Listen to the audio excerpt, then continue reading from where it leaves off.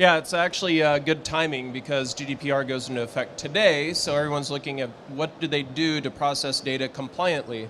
And what we can do is actually compute data while it remains encrypted. And by the way, do I know where to point this? Is it that direction?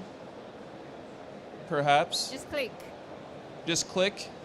Well, anyway, we'll see if we can get that going. But what we do is privacy-preserving machine learning, meaning that you can train a machine learning model with sensitive data without ever actually exposing the data, right? So this means that you get the intelligence from the information without actually seeing the information, and you can combine different data sources without actually mixing them together. So the way this works is actually called multi-party computation, which means that we can compute data while it's encrypted in use. Did you push up on this? There we go. Let's skip to the next one. So there's three basic modes of encryption. You have encryption in transit, which is whenever the data is being communicated between you and the server on the other side, right? So this is widely known as HTTPS or TLS security.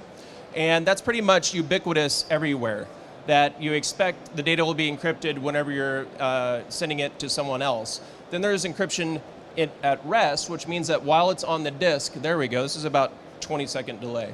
While it's on the disk, that it remains encrypted, right? So if somebody hacks into it, they don't see anything. But the third pillar is encryption in use. That means while it's in the processor, typically that data is in plain text, right? That means if somebody hacks into it, they can actually see it.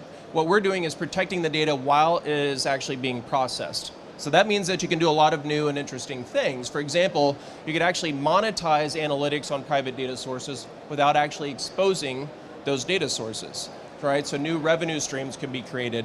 It also means that collaborators who typically would not be able to share data, for example, between private companies and government agencies, can now actually do analytics across those data sets without exposing the data, right? So it enables new collaborations to take place. And then if you think about GDPR, this solution actually avoids the need to be compliant with GDPR because no personal data is ever being exposed while it's being computed, right? So it's almost better than complying is avoiding it in the first place.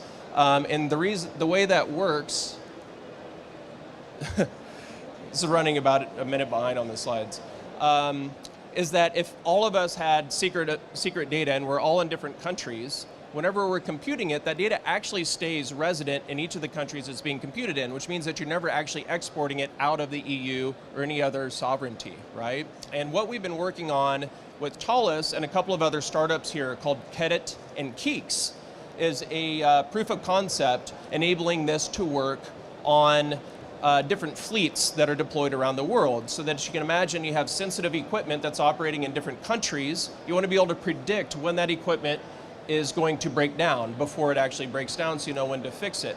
But the equipment is very sensitive and the data on that equipment is sensitive. Now you can actually build a machine learning model to make that prediction on the data, again, without ever exposing it or sending that data out of that fleet or off of that device. So I will conclude there. Do we have time for questions at all? Yeah, I would say that we're actually looking at, right now, of combining data across different industries, right? So you can imagine that the value of your healthcare data is very important. But what's interesting is all the healthcare providers actually want access to financial data because the financial data is actually a better predictor of how long you're going to live than your health data, interestingly. But obviously you don't want to combine all your health data and your financial data, right? That creates a honeypot that hackers would love to get a hold of. But if you can keep them both encrypted and both secure and distributed, now you're able to make those predictions in a much better and more accurate way. Oh, that's exciting. Cool. Thank you for sharing, Jordan. Thank you Thank you very much.